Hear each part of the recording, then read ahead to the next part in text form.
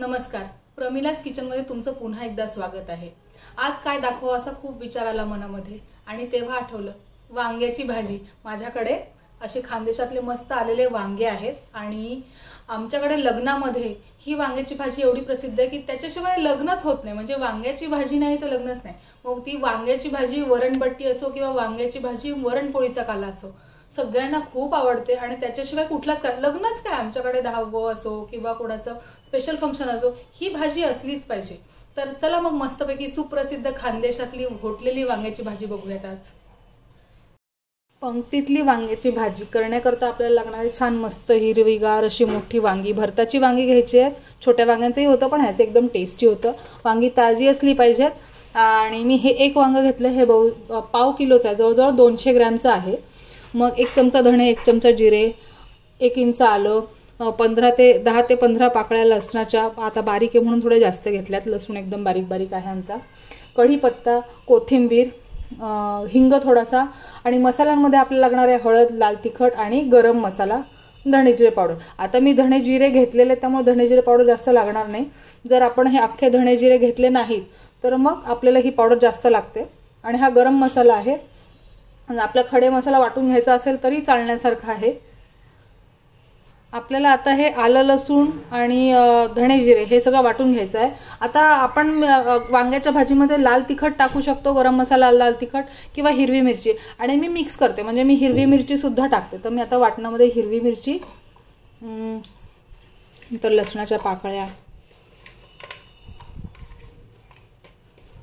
आलं छान वाटून घेणार, धणे आपल्या ह्याच्या आवडीनुसार टाकायचे, खूप धणे आवडत नसेल तर कमी घालायचे, आणि जिरं सुद्धा, नाही तर कडवटपणा येतो।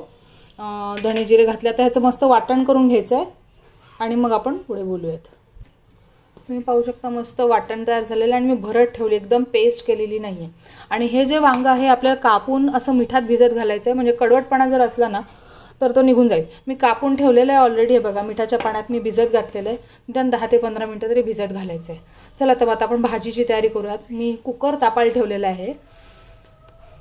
आता ह्या ठिकाणी मी कुकरमध्ये तेल घातलं आणि तापत ठेवले। तुम्ही विचार करत असाल यांनी कुकर का ठेवला, कढईत का नाही करत, तर खरं आहे कढईत एकदम टेस्टी भाजी बनते। त्या कढईत बनलेल्या घोटलेल्या वांग्याच्या भाजीसारखी भाजीच नसते, पण आपल्याला फास्ट करायची असते, घरात वेळ नसतो, तर मी तुम्हाला कुकरमधली भाजी दाखवते आहे। आता याच्यामध्ये मोहरी टाकते, मोहरी तडतडली की जिरं घालूयात,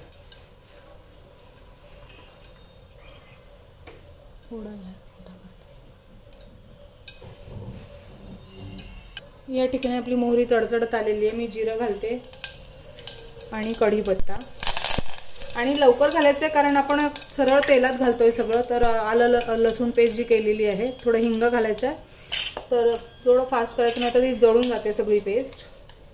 मगाशी केलेलं आपण वाटण ते घालणार आहे, तुम्हाला जास्त दिसते कारण मी धणे जिरे पण वाटलेत ना त्याच्यामध्ये,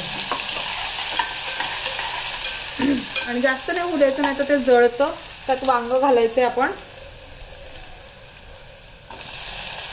ही भाजी मी तुम्हाला दाखवली, अख्खं मोठं वांग आहे 200 ग्रॅमचं, 2 जणांना बस होते ही भाजी, त्याच्यापेक्षा जास्त असेल तर मग क्वांटिटी वाढवायची आपण। आमच्या गावाला मस्त खानदेशातील वरणबट्टी वांग्याची भाजी किंवा वरणपोळीचा काला करून वांग्याची भाजी केली जाते, मग अशी झणझणीत असते, कारण वरण आमच्याकडे खानदेशात प्लेन वरण असतं, फोडणीचं नसतं, तर त्याच्याकरता भाजी थोडी झणझणीत असते वांग्याची। आता 1-2 मिनटं परतू देऊयात, मग बाकीचे मसाले घालून आपण शिट्टी काढून घ्यायची ह्याची। अगदी साधी सोपी आहे पण इतकी टेस्टी लागते ना ही भाजी। आता इथे मी वांगे 1 ते 2 मिनटं परतू दिले छान, तर बघा पहिल्याची जास्त दिसायचे, आता कोमेजले तर थोडे झालेले आहेत। कढईत करायची प्रोसिजर पण सेमच आहे, फक्त कुकरच्या ऐवजी कढईत शिजवायचं आहे। आणि आता त्याच्यामध्ये हळद घालत आहे थोडीशी, लाल तिखट, कारण आम्ही मिक्स करतो लाल तिखट हिरवी मिरची, लाल तिखट घालते कमी, गरम मसाला थोडा जास्त घालायचा आहे, भाजी झणझणीत व्हायला पाहिजे, आणि धणे जिरे पावडर। हा गरम मसाला मी आमच्या गावाकडचा आहे खानदेशातला, आणि आपल्याला जर वाटत असेल की भाजीला लाल रंग आला पाहिजे तर एक तर लाल तिखटच फक्त वापरायचं, नाही तर मग हिरवी मिरची आणि काश्मीरी लाल तिखट खडे मसाले सुद्धा घालतात त्याच्यामध्ये, म्हणजे तेजपत्ता वगैरे। आता रोजची भाजी असल्यामुळे आमची मी काय मसाले घातले नाही. आणि उन्हाळ्याचा सीझन आहे, आपल्याला जर वाटलं कैरी एकदम छान लागते ह्याच्यामध्ये, कैरी घालू शकतो आपण. भाजी छान परतल्यानंतर कुकरची शिट्टी काढली ना तर वाफलवल्याची टेस्ट येत नाही. नाही तर न परतता आपण जर डायरेक्ट कुकरला शिट्टी काढली ना तर ती उगाच उकडून घेतल्यासारखी लागते. तर छान परतू द्यायची आधी ती भाजी आणि मगच कुकरमध्ये थोडंसं पाणी घालून शिट्टी काढायची. या स्टेजला आपण मीठ घालणार आहोत. आणि मी मिठात ही वांगी भिजवले होते तर थोडंसं कमी घालणार आहे, नंतर चव घेऊन ॲडजस्ट करायचं आहे. फार नाही मीठ घालत आहे, फार टोंबे घालते.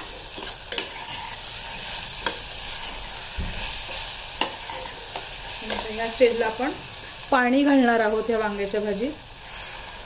मी बघा जास्त नाही घातलंय, ती नंतर वाफून झाली ना की मग आपण ॲडजस्ट करायची, थोडी त्याच्यानंतर पण शिजवायची आहे त्यामुळे.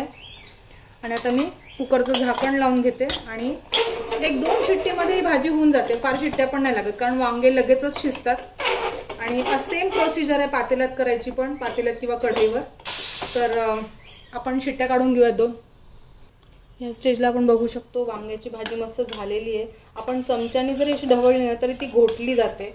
आमच्या गावाला घोटलेली वांग्याची भाजी करतात. तर आपण आता मी पावभाजी स्मॅशरने घोटून घेणार आहे.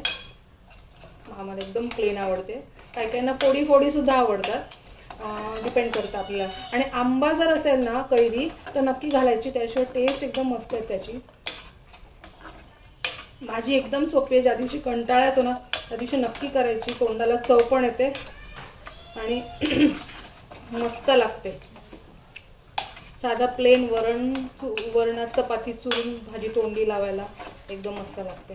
हे बघा मी मस्त घोटून घेतली नाही ना, 1-2 मिनिटं आपण उकळी काढून घ्यायची याची आणि मग कोथिंबीर घालूयात. मस्त कालून आता उकळी आलेली आहे वांग्याच्या भाजीला. या ठिकाणी आपण कोथिंबीर घालायची आहे आणि सर्व करून घेऊयात वांग्याची घोटलेली भाजी.